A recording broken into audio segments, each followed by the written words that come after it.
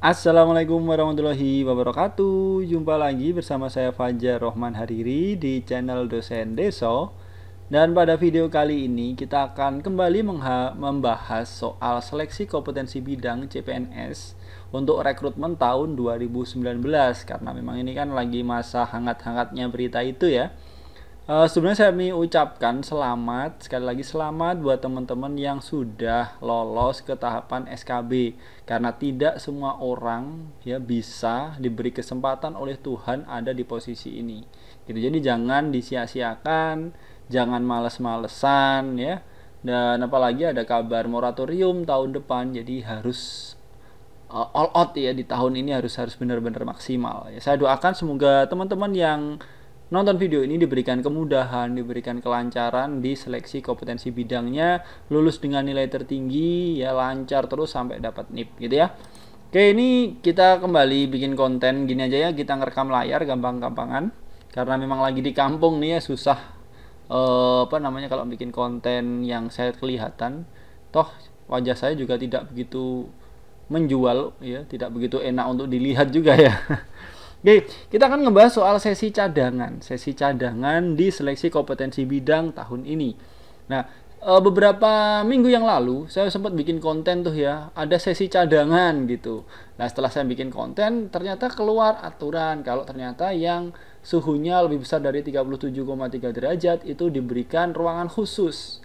Nah, ternyata akhir-akhir ini, hari-hari ini keluar lagi nih edaran di beberapa instansi kalau ternyata ada sesi cadangan. Ya, sesi cadangan ini ya kalau teman-teman lihat di sini, saya lihat di postingan BKN ya beberapa hari yang lalu, 1 hari yang lalu. Ini Instagram resminya ya. Jadi kalau mau lihat berita yang valid, lihat di website resminya BKN, Menpan, lalu di akun-akun officialnya di Instagram, di Twitter atau di Facebook gitu ya. Kalau di sini saya lihat di Instagram ya, beberapa hari yang lalu ada postingan ini. Hashtag Sobat BKN, ada info penting dari Mimin nih yang kalian tunggu-tunggu. Hari ini Kamis bla bla bla ya, tanggal 30 bulan 7 2020, BKN adakan rapat persiapan SKB CPNS tahun ajaran 2019 yang dipimpin langsung oleh Deputi Bidang Sistem Informasi Kepegawaian Bapak Suharmen. Dalam rapat tersebut diputuskan bahwa di setiap titik lokasi SKB wajib disediakan tim kesehatan dari instansi penyelenggara SKB terhadap peserta dengan suhu tubuh lebih besar sama dengan 37,3 derajat Celcius akan dilakukan pemeriksaan oleh tim kesehatan. Kemudian tim tersebut akan memberikan rekomendasi untuk apakah peserta diperbolehkan untuk mengikuti ujian atau ditunda ujiannya di lain hari. So, buat kalian yang ingin ikut SKB dengan lancar, jangan lupa untuk jaga kesehatan, olahraga cukup, konsumsi makanan dengan gizi seimbang, dan tetap patuhi protokol kesehatan. Jadi, kalau teman-teman suhunya lebih besar sama dengan dari 37,3 derajat Celcius, ya nanti diperiksa dulu. Nanti kalau diberikan rekomendasi untuk ikut tes, ya tes. Kalau enggak, teman-teman akan dikasih ujian di sesi cadangan kapan? Sehari setelah ini tidak disebutkan harinya ya. Oke, kita bahasnya di sini. Nah, di postingan yang terbaru di BKN beberapa jam yang lalu, di sini ya linknya ini. Ya, ini saya sudah buka. Kalau teman-teman buka link ini, teman-teman akan diarahkan untuk download PDF yang isinya ini. Isinya adalah ini tentang pendaftaran ulang peserta seleksi kompetensi bidang atau SKB pada seleksi calon pegawai negeri sipil formasi tahun 2019, Badan Kepegawaian Negara tahun anggaran 2020. Nah, ini sebenarnya aturan dari yang daftar di PKN. Di sini disebutkan kan untuk pendaftar di instansi lain, cek website instansinya ya. Nah, ini cuman bisa jadi patokan ya, atau gambaran, siapa tahu kemungkinan besar juga akan mirip. Nah, di sini kebijakan umum ya, dengan isolasi mandiri 14 hari, tidak diperkenankan mampir ke tempat lain selain ke tempat tes. Ya meskipun tidak bisa dikontrol ya, kalau kita perjalanan mampir warung juga nggak bisa. Masa mau ditanya tadi mampir sarapan dulu nggak? Ya mampir sarapan, nggak bisa ikut tes kan juga nggak mungkin ya. Ini bla bla bla. Kita akan ngomongin soal sesi cadangan. Kita fokus di poin 5 sampai ke sini. Nah, peserta dengan hasil pengukuran suhu lebih besar dari 37,3 derajat Celcius diberikan tanda khusus dan mengikuti ujian di tempat terpisah atau ruangan khusus dan diawasi dengan petugas yang wajib memakai masker dan pelindung wajah face shield atau face shield. Ya. Nah, ada ruangan khusus yang suhunya segini. Namun, ya, tapi kalau pengukuran suhunya lebih besar dari ini dan berdasarkan hasil pemeriksaan tim kesehatan tidak dapat mengikuti tes, maka peserta wajib diberikan kesempatan mengikuti tes pada sesi cadangan 1 hari setelah jadwal akhir seleksi.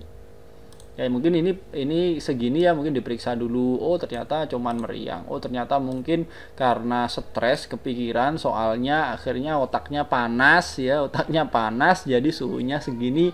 Oke lah, dikasih rekomendasi untuk ikut gitu. Namun apabila peserta ya setelah diukur suhunya segini lalu dikontrol lagi dan tidak mendapatkan rekomendasi untuk ikut tes di hari itu, ya, maka peserta diberikan kesempatan mengikuti tes pada sesi cadangan 1 hari setelah jadwal akhir seleksi. Ya ini berarti kalau nangkep saya nih, ya, nanti kalau teman-teman punya tangkapan lain tuliskan saja di komentar atau tafsir lain ya, tulisan di komentar. Kalau nangkep saya gini, misalkan di tempat tersebut ya tanggal 1 sampai tanggal 5, berarti tesnya tanggal 6 gitu ya. Jadi bukan besok hari, tapi jadwal setelah akhir seleksinya selesai terus dikasih 1 hari sesi cadangan gitu.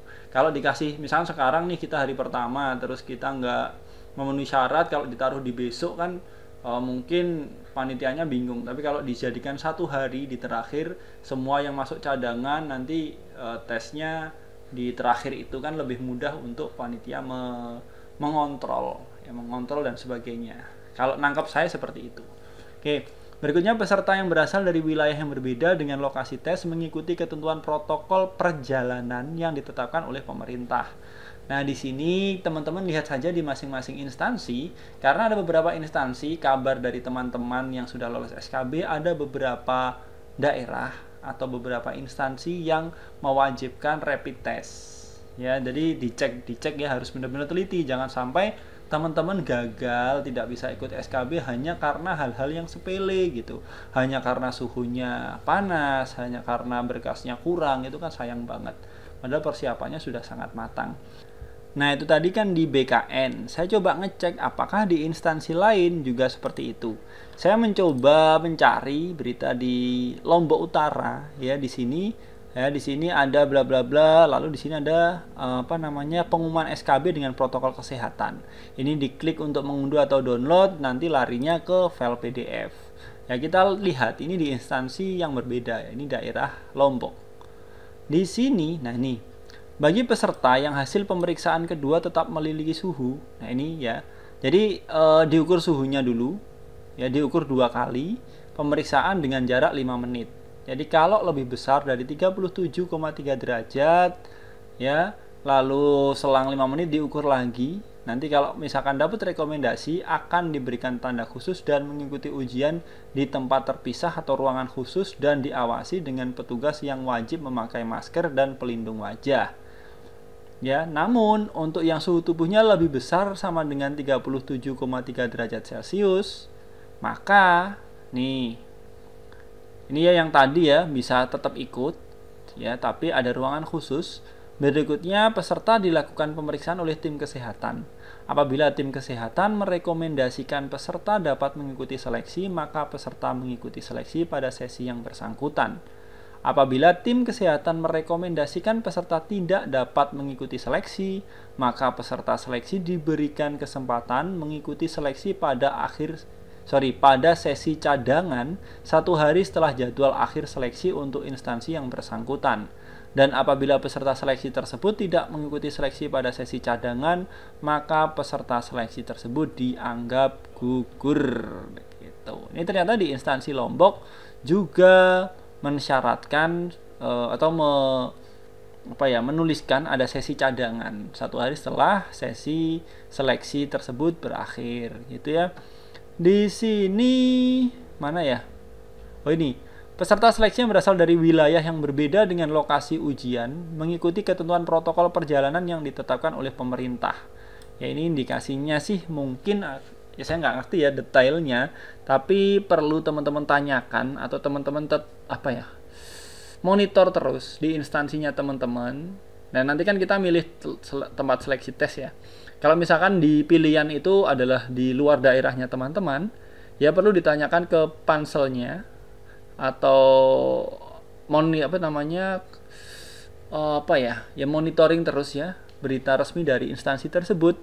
Takutnya ada yang mensyaratkan untuk rapid test, jadi siap-siap ya. Biaya rapid ya kalau kemarin sih bermacam-macam, tapi sudah ada aturan dari pemerintah kalau maksimal 150.000. Saya kemarin waktu nanya di rumah sakit di daerah saya juga 150 ribuan ya, biayanya. Meskipun sebelum ada aturan itu ya sempat nganter saudara ya di atas itu biayanya, tapi sekarang sudah segituan gitu ya. Ini kayaknya nggak ada yang spesial lagi untuk dibahas. Teman-teman juga sudah tahu kalau sudah bisa milih formasi, nyetak kartu itu kan mulai tanggal 8 nyetak kartu, milih tempat tes tanggal 1 sampai tanggal 7 Agustus. Kalau di tanggal ini teman-teman bisa milih 3 kali ya, kalau di tanggal 8 cuma milih sekali. Sudah saya bahas juga di video saya yang sebelumnya. Oke gitu ya teman-teman, semoga video ini bermanfaat. Semoga sekali lagi teman-teman adalah orang yang beruntung bisa ada di tahapan tes SKB. Jadi jangan disia-siakan kalau saran saya ya. Ya meskipun tahun depan ada ya jangan disia-siakan, kan kita nggak tahu gitu. Jadi semoga diberikan kelancaran, kemudahan, dan ya lancar terus sampai dapat NIP lah, lancar terus sampai dapat NIP. Kalau mau, jadi gini teman-teman, ini sharing dikit ya. Kalau saya pernah dikasih tahu orang, segala hal, semua orang itu atau apapun bisa disogok, orang itu juga bisa disogok, begitupun juga Tuhan, katanya gitu, dia bilang kayak gitu. Jadi dalam tanda kutip kita bisa menyogok Tuhan dengan melakukan kebaikan sebanyak mungkin ya. Teman-teman bisa sedekah, bisa amal ibadahnya ditingkatkan ya, bersikap baik ke orang lainnya juga ditingkatkan. Siapa tahu dari situ Tuhan berpikiran, wah ini orang baik nih, kalau jadi ASN nih saya jadikan ASN dah gitu ya. Gitulah, daripada terus yang ke dukun gitu. Kayak barengan saya tes itu ada yang dia nggak lulus tes CAT-nya, terus sambil dia ngomong, aduh padahal saya kopiah saya sudah didoa-doain ini gitu. Lucu-lucu itu orang-orang. Bahkan di berita juga ada yang bawa jimat gitu-gitu kan. Aduh buat apa, padahal kita punya Tuhan ya gitu ya. Teman-teman jangan lupa untuk subscribe biar teman-teman nggak ketinggalan info menarik. Setiap ada info update sebisa mungkin saya akan update ke teman-teman. Kalau memang ada waktu ya saya sharing, kalau nggak ada ya pantengin saya ya Instagram saya di Dosen Deso ya. Instagram saya mah Dosen Deso. Kalau mau ngefollow silahkan di follow. Ini followernya masih segini ya, masih dikit nih, tapi ya random ya, isinya random ya. Kalau mau di follow ya monggo, kalau mau jalin silaturahmi. Cuman kalau DM itu memang kadang-kadang saya nggak bisa baca. Nah ini kan kadang ada yang di sini, kadang-kadang ada yang di sini kan nggak terlihat ini nggak. Saya kadang belum sempat baca banyak ini. Ya gitu ya, jadi mohon maaf kalau memang tidak sempat membaca. Bukannya saya sombong, karena memang kadang nggak terlihat dan terlalu banyak macam-macam gitu. Ya gitu teman-teman, semoga video ini bermanfaat. Jangan lupa untuk like, komen, dan juga share supaya banyak orang yang mendapatkan manfaat dari video ini. Dan sekali lagi jangan pernah lelah untuk berbuat baik sekecil apapun itu. Oke, saya Fajar Rahman Hariri. Wassalamualaikum warahmatullahi wabarakatuh. Bye bye.